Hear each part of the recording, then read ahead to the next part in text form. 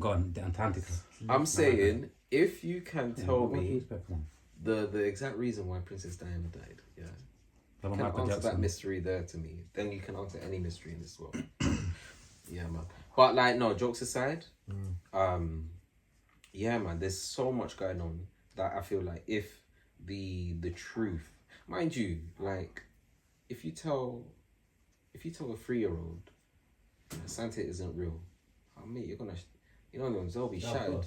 They'll be shattered, yeah. So sometimes the truth at the wrong time isn't, the ones isn't the right. Sometimes thing. the lie is better than the truth. Yeah, I don't think the lie is ever better than the truth. It's never. But Don't the do truth, that. the truth, Yeah. at times will be harder to digest. Mm-hmm. And if we are to really find out the truth of everything, this society as we know it would spin on its head. And whether we want to admit it or not, we are a species that loves chaos. We are chaotic. No. Our nature is chaos. Chaos. Yeah. It's crazy because we look at other animals and animal kingdoms and rare tear, and they have such a social structure. Yeah. They know how, when to hibernate, when to eat, what to eat, all of that. They know how to live in harmony with themselves and with their environment. There's an acceptance that if they don't do this, then that is the consequence, and that happens. Yeah, but for us, we are chaotic, and we don't accept. So do you feel like, in a nutshell, like maybe hiding the truth about space and all of these things that some people might call conspiracy theories?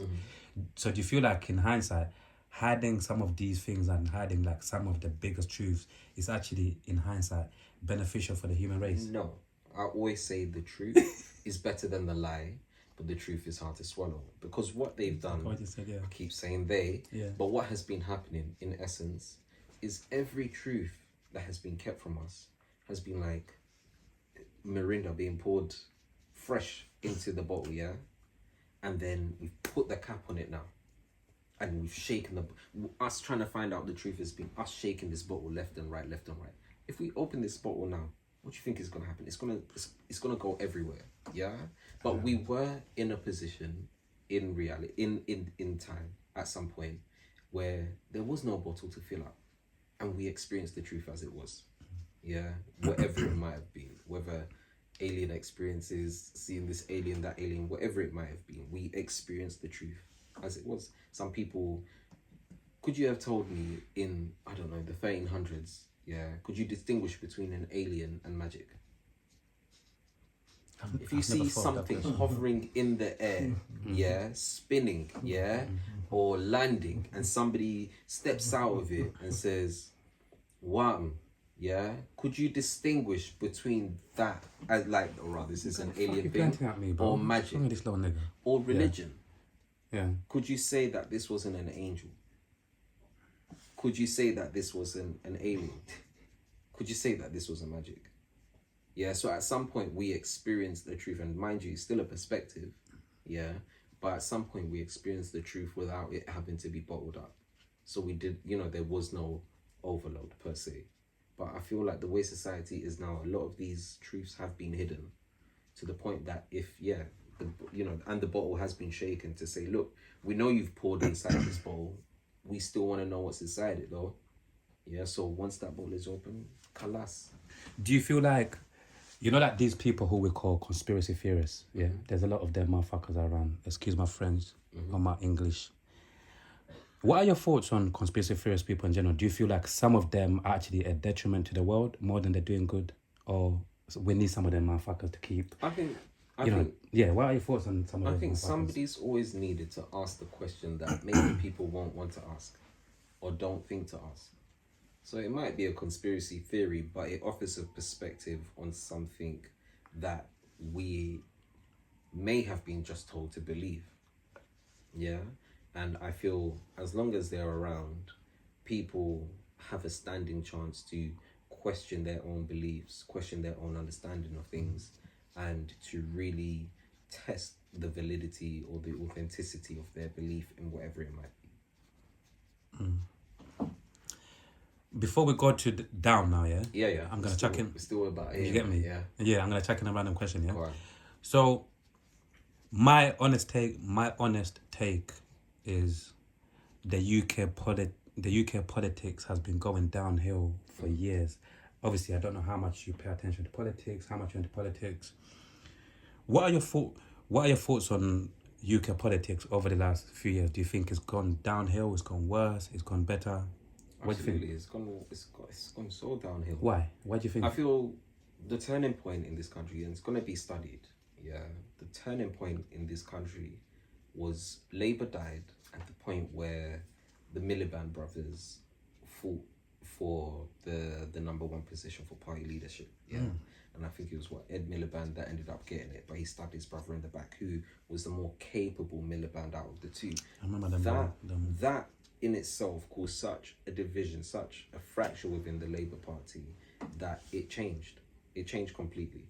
We then had very few members that were upright or representative of true Labour, and some that were a bit more radical but still spoke with the voice that Labour needed to.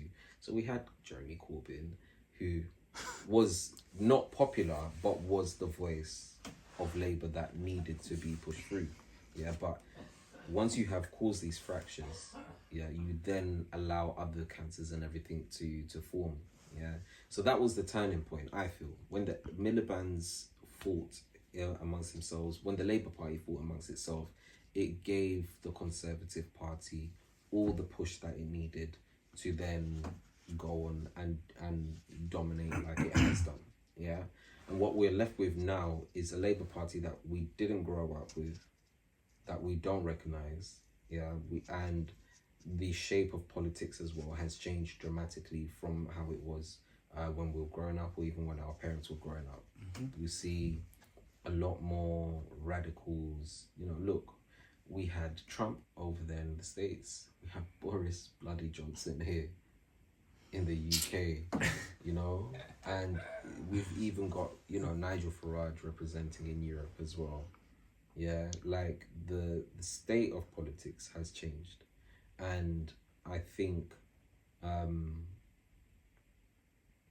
the reason why people like Trump and Farage are making such headway, for example, is because they're latching onto this thing of national pride. Yeah, like I said, I'm a strong African man. Yeah, and it's really hard for me. I mean, I do identify as British as well, but it's really hard to identify as British when Britain doesn't really identify you as that as well. Do you get what I'm saying? So it's really, and that kind of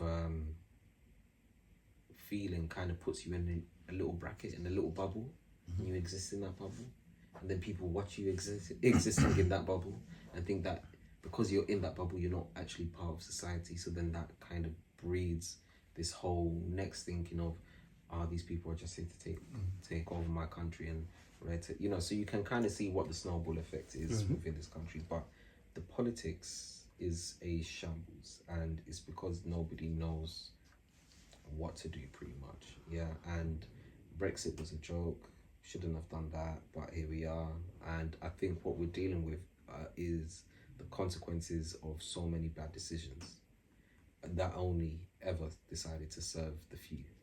Yeah, but again, there's something Jay Electronica said, and it's that the hope on a politician's tongue never ever trickles down to the city. Yeah, and I think we've seen enough of that in life to believe it, you know.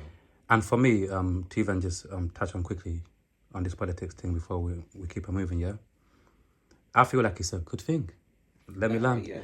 I feel like definitely Rogers, yeah. I feel like the politics in the UK, you know, being in a shambles, being so messed up more than ever, like right now, I feel like it's a good thing, because I think for years I've been one of them people that said to so many people, bro, people who vote, can you not see that the system or these politicians are not for us? And it's like, I'm not a rocket scientist, I just say things again as how I see them over the years. Like I always say, if somebody has been lying to you for years and years and years and years, and you get to a point where you keep on believing them, I'm sorry, the person who's lying to you, I don't blame them, I blame you now, because you're the fucking idiot for keep on believing this for many, many years, going back to politics. Yeah.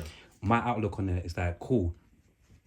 Right now, hopefully now, more people have been brainwashed over the years, more people who have been having still hope for politics, whatever. At least now, this shit being in shambles, like, you know, in a mess more than ever. Now, at least more people can actually really see like the truth. Like, you know what, this politics thing is dead. If you go to and I say, that's why I'm like, you know what, it's a good thing. It's all fucked up now, and it's like, if those people who keep imagine Rogers here now speaking like now 2025. What I said earlier about, you know, we outnumber them. It wasn't just in the sense of, you know, of Africa and the people that exploit in Africa. We outnumber those exploiters. I'm talking about even in here in politics. We do outnumber these politicians. Not to say that we're gonna go knock on their doors, drag them out, and beat them with sticks and everything, but ultimately they are nothing without us. Yeah, and we keep forgetting that. We keep forgetting that, and because we definitely want to keep within structure and make sure society functions and everything else. Because really and truly, if we wanted to get our way, we could do it forcibly. You know, I think people forget that that is an option, not one that we perhaps want, but still an option that is on the table. You know, but I believe that if you know, if we were to just wake up and realize that these politicians serve us and that we outnumber them and we can push about what it is that we really need, then it can absolutely happen. I remember I keep going back to Zimbabwe, bro. I was driving down one road into Harare, and then my dad was like, oh, you know, they proposed to put a toll gate here, but the people said no. They were like, nah, they were upset. The people said no. So the government didn't. I was like, what? The government didn't go through with a plan to make more money. That's really different. Like, I've never heard of that. But, you know, it just showed me like that. Like, yeah, eventually, you know, you can.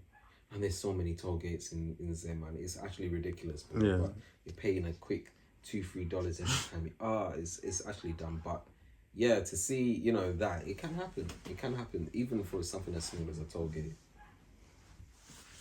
Let's talk about waters. Okay. Like the deep sea diving, you know, like right at the bottom of the ocean. Mariana. What the fuck do you think is really, really going on down there? Yo. So you know about this thing, how there's like oceans underneath oceans? Yeah. Hold on, say that slowly. There's oceans underneath oceans. So there's more water held underneath the Earth's surface than there is above the Earth's surface. Like, there's literally oceans underneath oceans, yeah. So I feel like like in terms of life, at those levels, yeah, I believe there's some mad things inside there, bro. I believe there are madnesses upon madnesses in those waters, like 100-foot sharks and all of that. You know, I believe that. And honestly, like some stuff that if you were to honestly look at, you would think this is from some sci-fi film.